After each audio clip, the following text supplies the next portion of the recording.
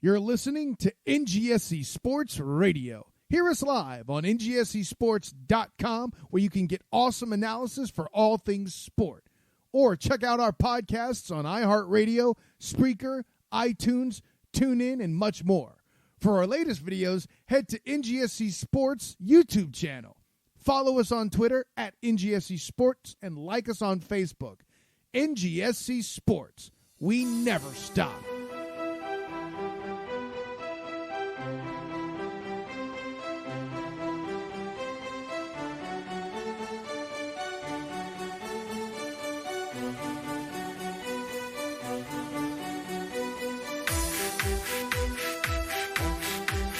Do I need this? I do not need it. I do not. Welcome, everyone. Hi. How are ya? Episode 298 of the Foreign Affair podcast. Coming at you. My name is Edward Green. I will be joined later in the pod, from parts unknown, by Wes Bradshaw, my colleague in crime, for a little bit of Anfield Corner goodness. That's right, it is an Anfield Corner week, as we mentioned. We'll be next week, though. We will be... As Wes will mention later on in the podcast, what did he call it? Plausibly live. Plausibly live. We're always plausibly live. Ostensibly. Welcome to the Foreign Affair podcast. Big one today. A lot of Premier League. We're gonna run through that. Not a whole lot of craziness happening, unless you're Manchester United, or Everton. But folks, it used to be the conspiracy theory was we would have Anfield Corner, where Wes would be not able to do it live on our normal Wednesday nights, on weeks where Liverpool would lose. So now,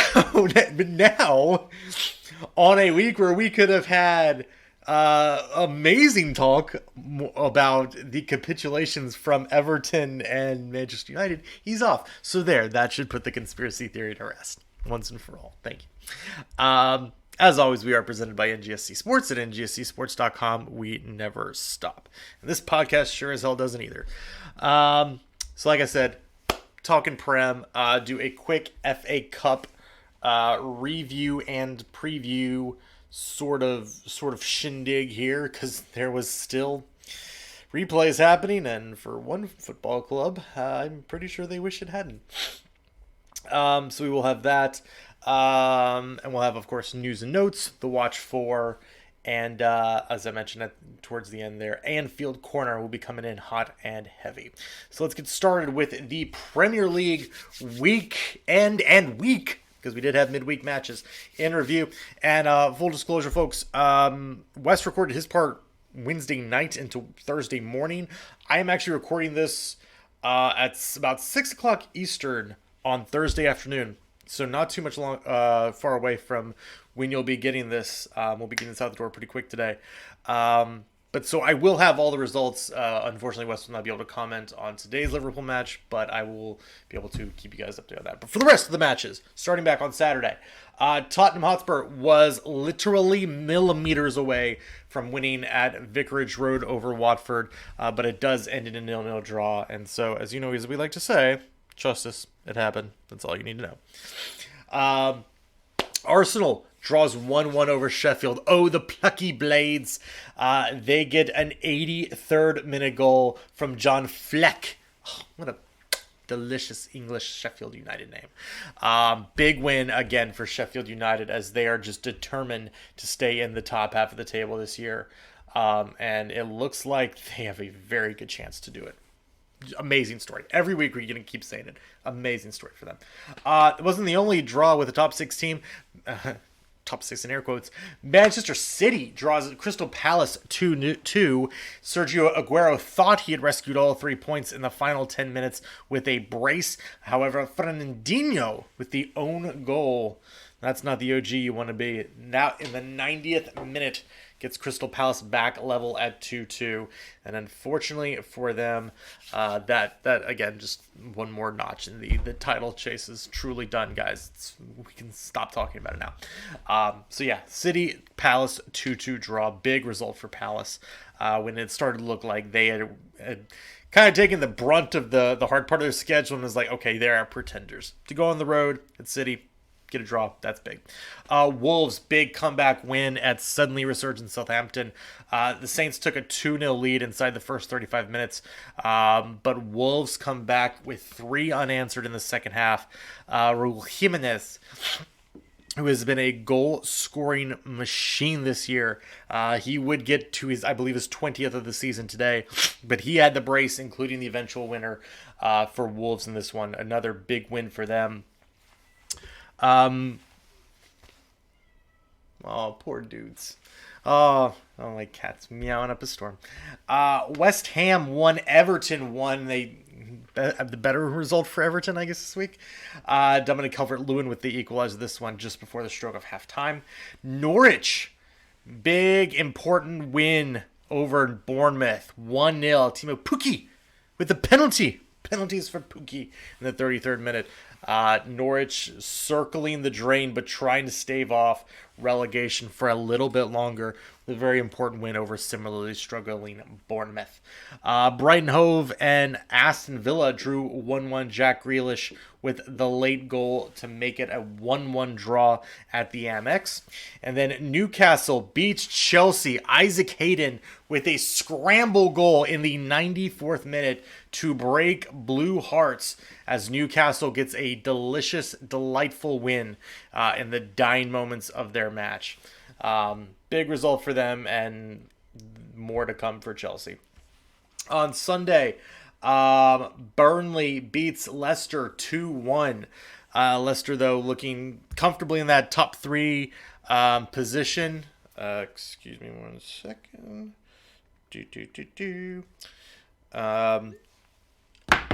They unfortunately do fall to Burnley 2-1. Chris Wood with a goal in this match, but it would be the 79th minute winner from Ashley Westwood that would prove the difference in that one. And then Liverpool beats Manchester United 2-0, goals from Van Dijk and Salah. The Salah coming very, very, very late on. Manchester United never really able to get into the match in what would become a running theme for them. And I do notice that the Liverpool supporters said, "Now you're gonna believe us," which is ironic considering it feels like for the last 3 months we've been telling them, "Okay, you're going to win the league," and they're like, "Nah, but nah, la la la la, I don't want to hear. No, you can't say until we lift the trophy. No. Shut up. You're gonna win the title. Shut up. You don't get to say now you're gonna believe it's like no. It's like who the fuck are you talking to? Who?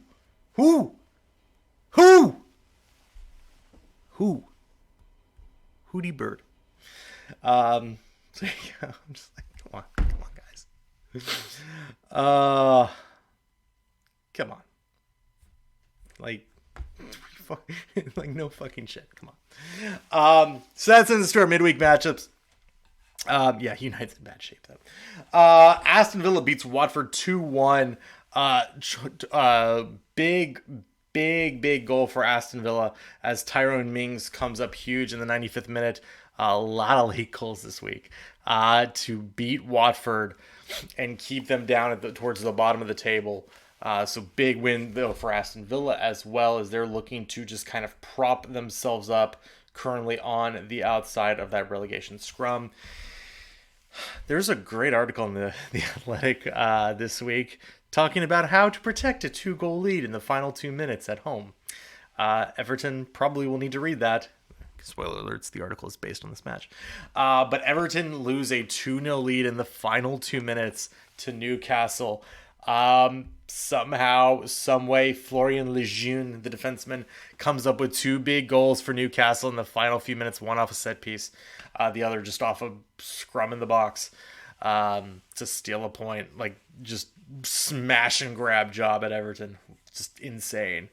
Showing how far Everton still have to go under Carlo Ancelotti. Southampton, nice bounce back win, 2-0 over Palace. Nathan Redmond with the opener there. That would prove to be the difference. City needed it late, but Sergio Aguero coming up big yet again with the lone goal in their match against Sheffield United. They beat them in the 73rd minute. And again, Sheffield United proving that they can stand up to the big boys. Of course, the biggest news in this match: Aymeric Laporte back in the lineup for Manchester City. It could be that he can be a difference maker. Of course, with a little less than a month to go before Champions League kicks back into it, they'll be able to reintegrate into the team to see if he can make a difference down the stretch. Bournemouth, important 3-1 win over Brighton. Only Anthony Mui with the late goal for Brighton to save their blushes, but 3-1, big victory for the Cherries, who so desperately need all the points they can grab right now as they try to pop out of the relegation zone. And then Chelsea-Arsenal draw 2-2 in a match where Chelsea was up a man for most of the match. I don't know.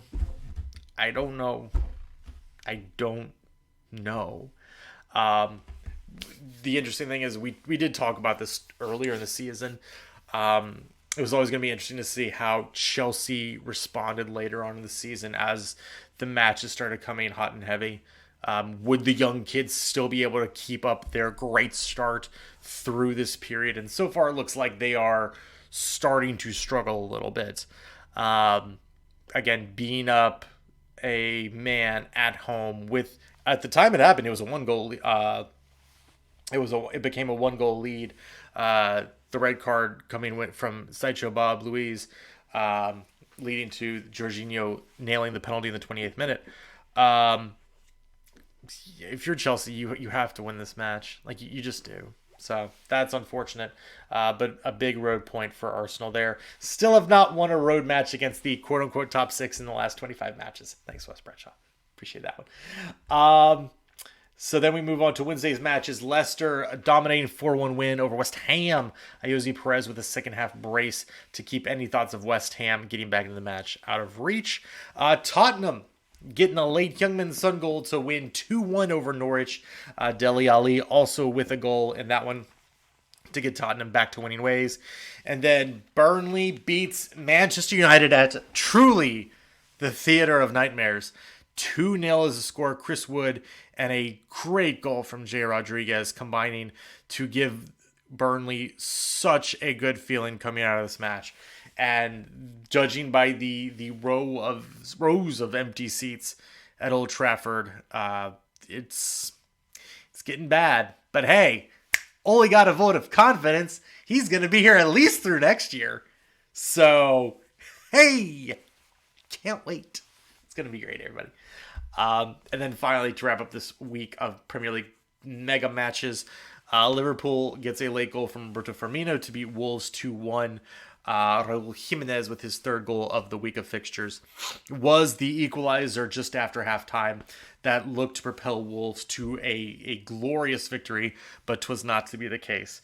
So unfortunately for them, they'll have to settle with a 2-1 loss. But knowing that they are still doing fantastic on the season. So as we look at the next slate of matches, we'll be back to action next Wednesday before we pod. Liverpool will be back in action 2:45 p.m. in a makeup match against West Ham back from January.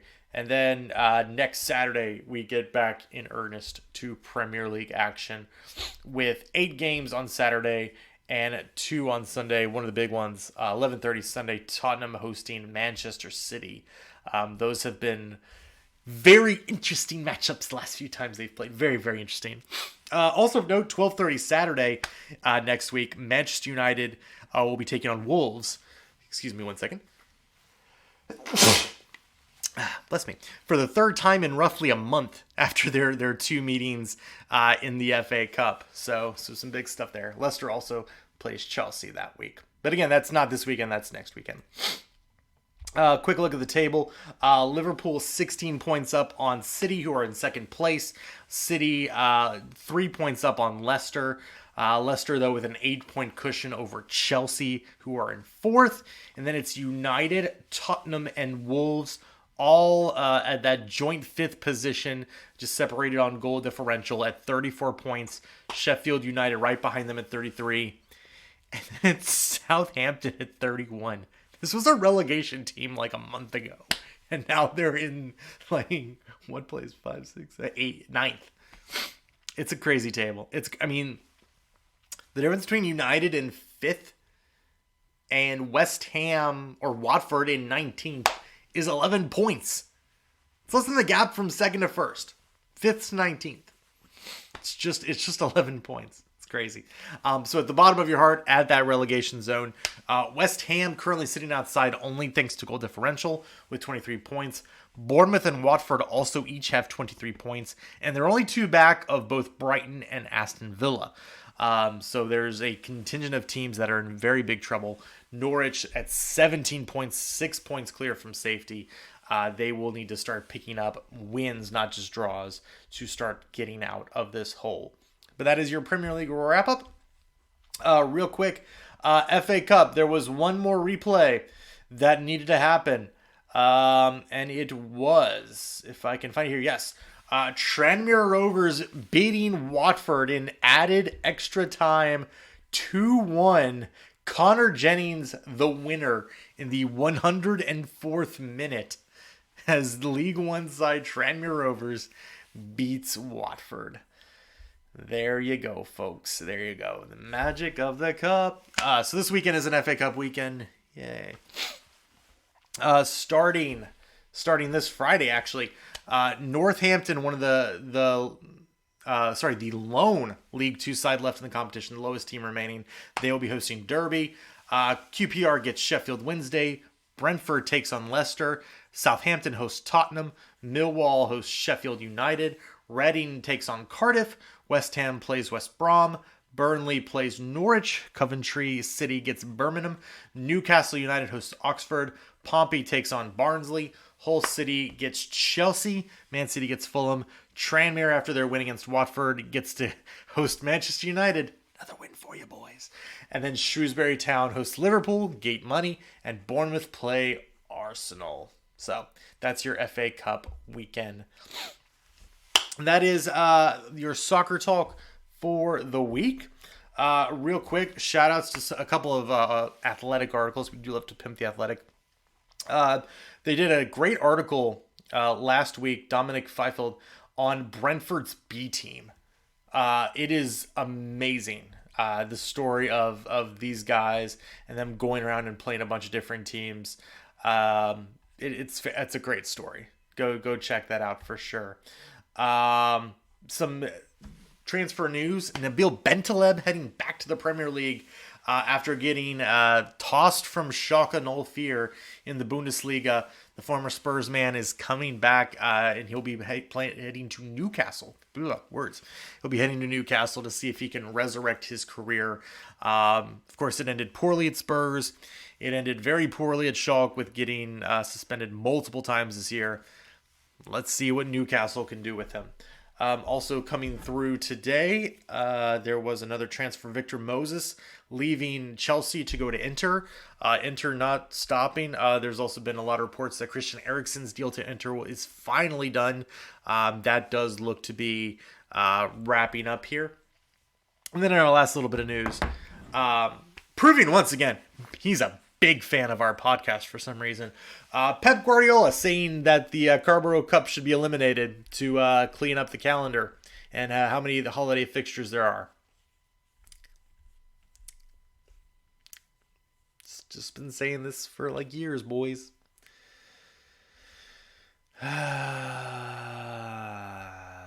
Just been saying it for years. So, just saying. Should have been done. Long time ago. Screw the League Cup. Who cares? It's not the FA Cup. It's nothing. Damn straight. All right. So that is our football talk. We can hit the watch for now.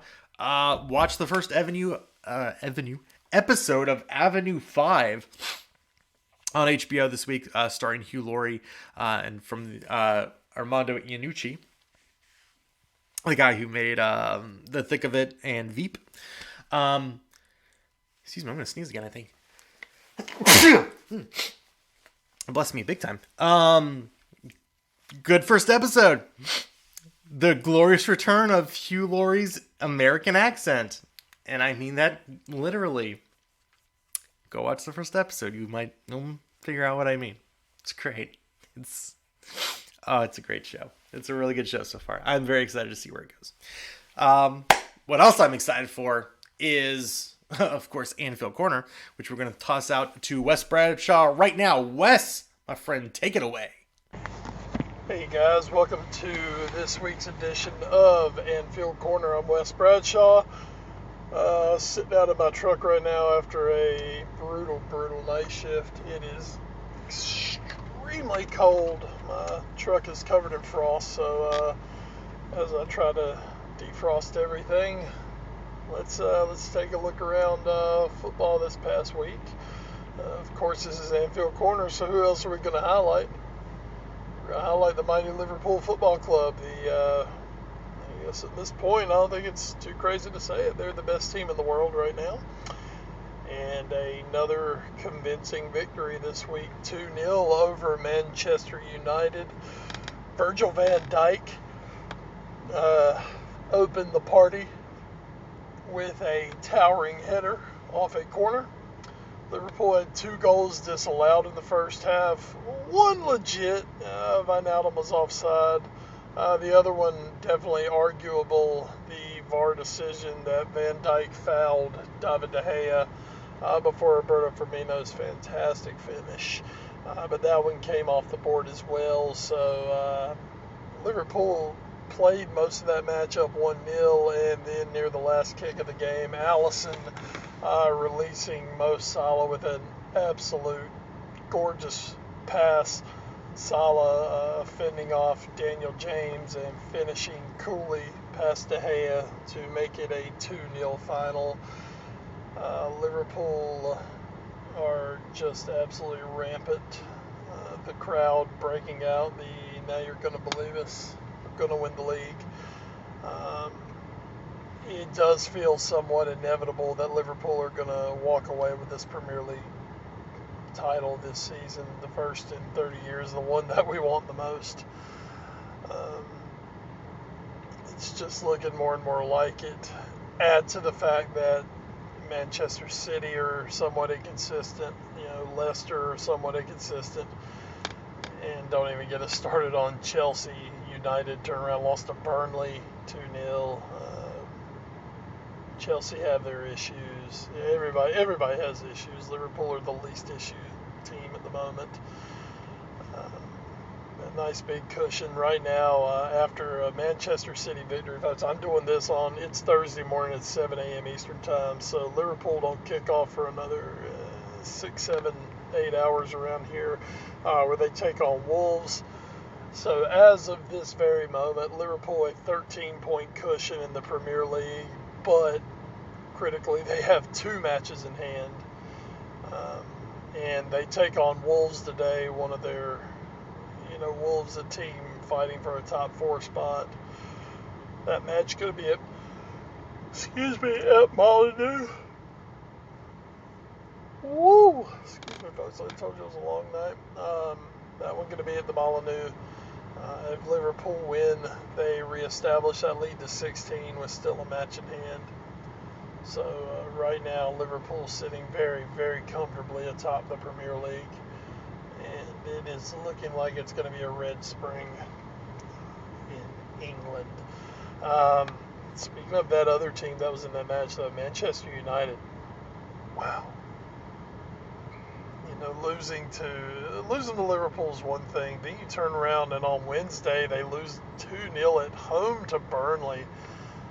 I believe they said it's the first time since like 1960 or something that Burnley's won at Old Trafford. Just craziness. And what's even crazier is there is absolutely no sign that the United hierarchy have any plans whatsoever to make a switch up top. They are happy with Ole Gunnar Solskjaer. As a Liverpool fan, I'm extremely happy with Ole Gunnar Solskjaer. So, hey, sign him up. In actuality, I'll give United some credit. They've identified the plan that they want to take, and they've identified the manager that they want to undertake the plan. So more power to them. They want to build through youth. I think they say that conveniently for them, but that's what they're saying. Whatever, man. But Roy Keane was arguing to give Ollie another year. I think there's a good chance they're going to give him another year unless things just absolutely bottom out. I think Ollie's going to be there for at least another season. And I don't think a lot of United fans don't know what to think about that. They're kind of caught in this limbo right now of wanting to support the club legend, but also realizing, holy shit, this isn't going anywhere fast. So we'll see. Right now, they're still in the market for Bruno Fernandes. Apparently, they've agreed terms with the player, but they don't want to pay the price that Sporting Lisbon are looking for because, they're United and they're poor, right? Yeah, we'll go with that. They don't have enough money. So, a player who would come in and help them would give them some firepower. Let's haggle over a few million pounds. They're after one of the kids from Birmingham City, Jude. I cannot remember Jude's last name all of a sudden. I'm sorry, it's going off on me. They're in the market for him, but we'll see what happens with that. I don't know what's going to happen with United. I don't think anybody knows what's going to happen with United at this point. So, whatever, man.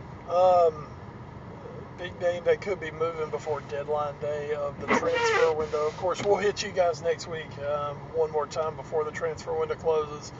Edison Cavani looks like he could be the big name on the move. Looks like there's a good chance he could end up at Atletico Madrid, which would be interesting on my viewpoint. Of course, that's who Liverpool play in the Champions League. They're round of 16 Champions League knockout stage. So Atletico looks like they could be reinforcing themselves somewhat before playing Liverpool in the Champions League. So something to keep an eye on. I don't think you're going to get a ton of big player movement at all, but Cavani could be the one, considering he's out of contract at the end of the season. Aubameyang's a big name out there right now. Apparently Barcelona are looking hard at Aubameyang. That would really be a help for them going forward with Suarez out. I don't know, man. Arsenal, God, another top player running down his contract at Arsenal, and they have no freaking clue what to do. God, Arsenal's ridiculous. We're not even just talking about on the field. We're talking just all around. Arsenal ridiculous at this point. So I guess we'll see what happens there. But guys, that's going to have to do it for me because I've got to concentrate on driving home. It's not going to be an easy one this morning. It's so cold. And I just want to go home. So, anyway, guys, I will catch you back next week. We'll be on our plausibly live platform that we like to do. And we will see you then. This has been Anfield Corner. I'm Wes Bradshaw, and now back to Edward Green. Oh, there we go. Thanks so much for tossing it back to me, Wes. Very excited to be, once again, plausibly live with you next week. We will, of course, have FA Cup to talk about. Yay. It's going to be great, folks. I promise. I don't know. You can't see my face right now. We'll have that to talk about. We also have a Liverpool match to talk about from midweek. Also, the transfer window is getting very close to shutting, so I'm sure there'll be many more transfers to discuss as well as that window nears its completion. But that is going to do it now for episode 298 of the Foreign Affair podcast. Thank you so much for joining us. As always, the podcast is presented by NGSC Sports at ngscsports.com. We never stop. You can find them on social media as well as us on Twitter as a collective. We are at AFA Pod. Wes is at Wes Bradshaw 21. And I am at Edward Green. You can also find us on Facebook, Instagram, and YouTube via our parent show, The All New Sports Show, and email us at allnewsportshow@gmail.com. Thanks to our podcast providers, including Podbean.com, Stitcher, Spreaker, iHeartRadio, the TuneIn Radio app, Google Play Music, and the iTunes Music Store. So like I said, we'll be back next week, almost to 300 episodes, fellas. It's going to be great. But we'll be back next week for episode 299. But that's going to do it for this week. So until next time, everyone, for McCall and Crime West Bradshaw, I am Edward Green. Thank you so much for joining us. As always, stay safe and try to enjoy the football. It's FA Cup magic. It's going to be something. Definitely something.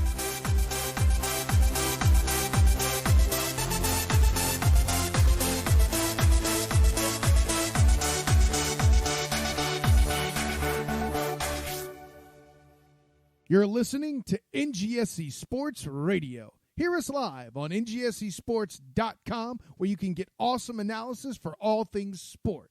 Or check out our podcasts on iHeartRadio, Spreaker, iTunes, TuneIn, and much more.